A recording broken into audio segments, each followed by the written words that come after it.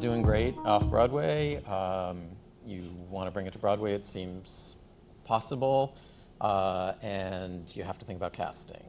You need somebody to help make this project viable, but you're also reluctant to work with somebody who's going to be impossible. So I don't blame him. So what is the nature of that first conversation? Like, what happens? What are you all looking for? There was no pressure. There was no feeling of like nobody was pushing us to each other. No, totally. It was just, I was intrigued by the murmurs, basically, that this was going to see Broadway finally. And so I just thought, well, what's the worst that can happen? I wanted to just express interest, and I think Howard Kagan at the same time was kind of saying, well, I think Josh might like this. He's the commercial producer Yes, attached to the show. Yeah.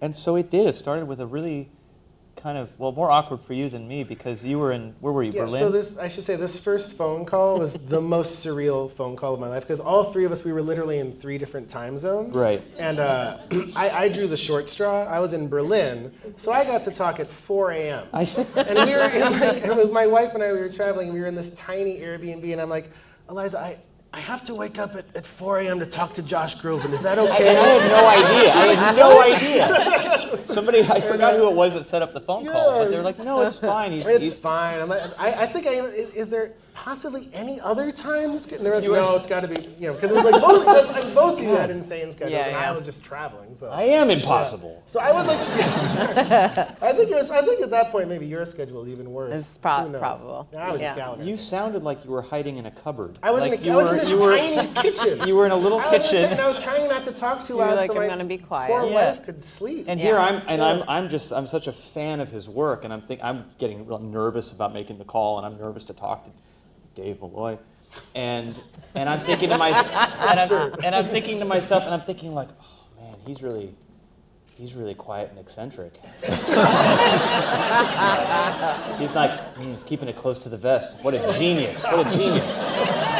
Because like they were like quiet one-word answers, and they were like, now I know he didn't want to wake up his wife.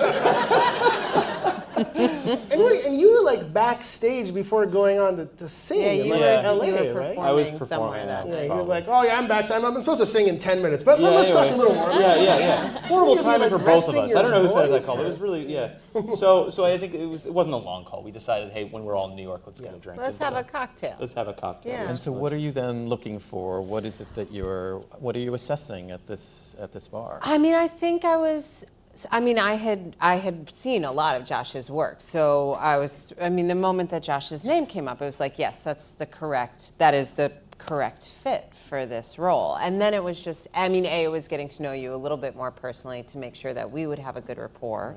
Right. And like I said, we all got sent that beautiful picture of you with the cast. So like, I knew that you loved the show, and that by extension, you would trust me so far as the show went, if nothing else. Yeah, absolutely. And that you clearly were so interested in what the show was doing and what this moment for you was professionally in terms of taking the next step.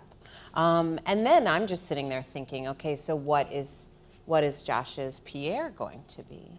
How does that quietness, how does the fear of being out of your pit, which Dave talked about, how does the shoulders function, all of that. So I'm just, that's the work I'm beginning to do. And that was my conversation as well, was just the curiosity of how do we play with this, how much do I bring and how much do we play with, and so that's been a conversation we've been having ever since. Totally. And as we've been getting it on its feet, it's so fun and rewarding to feel that conversation coming to fruition and continuing to play with it, in real time. The person that had told me I needed to go see it basically said, I'm going to tell you there's part of it, it's about part of War and Peace, but go in really not knowing much else. Go in and just be open-hearted and open-minded and experience this show.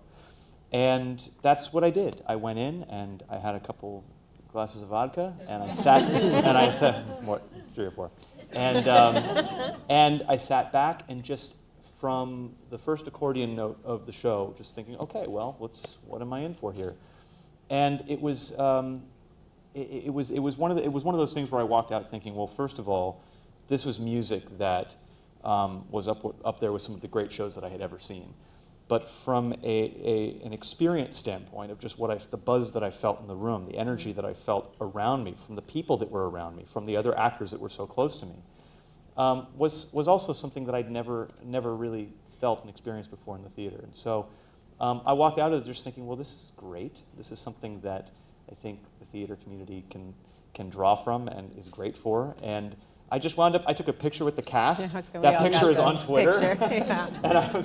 And many of those cast members are in this production. So many of the cast members that I'm working with have been doing it since the workshop. So, I didn't have a beard then, and I'm standing there with, hey, love this show, everybody should go see it.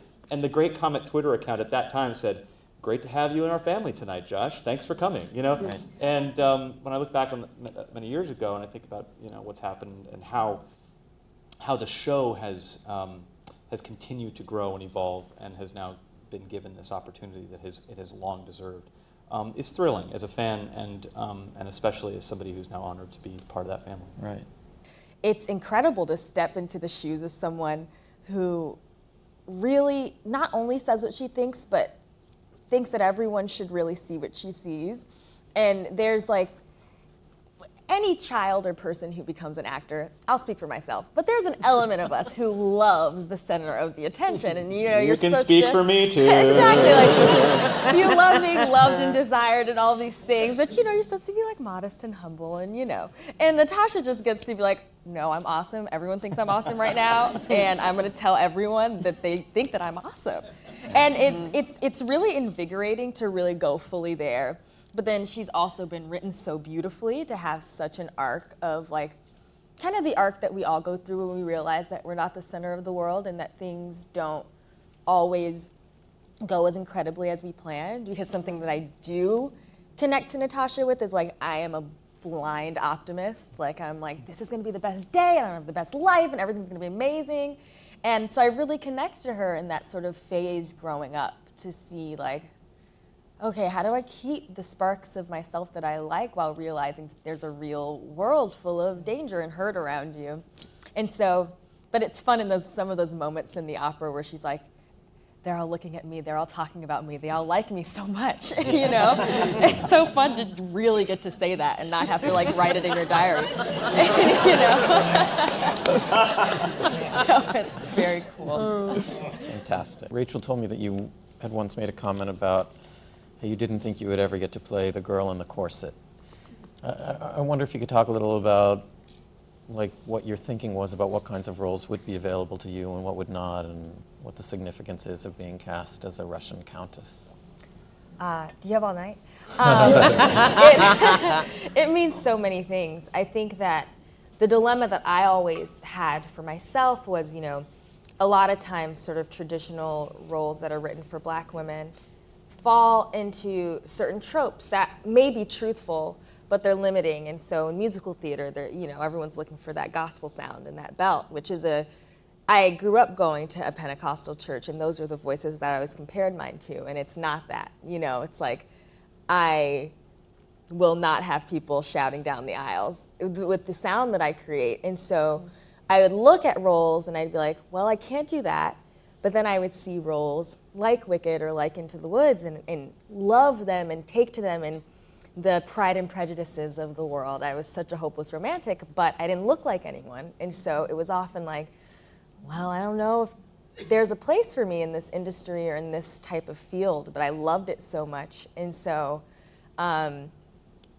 being the hopeless romantic that I was, I loved watching the story where you had the Jane Eyres who were, living their truth and falling in love and dealing with all these things in their corsets and in the beautiful lighting and the slow shots on Rachel McAdams and all those things. And it's so silly, but you really compare yourself if you never see someone who looks like you doing those things. So you're either I'm not beautiful enough or I'm not talented enough, or they don't think I'm beautiful enough or talented enough, and it plays with your psychology. So to have an opportunity where other little Black girls might get to skip that step of fear and of wasting time trying to be things that they're not, and realizing how many incredible things they have to offer.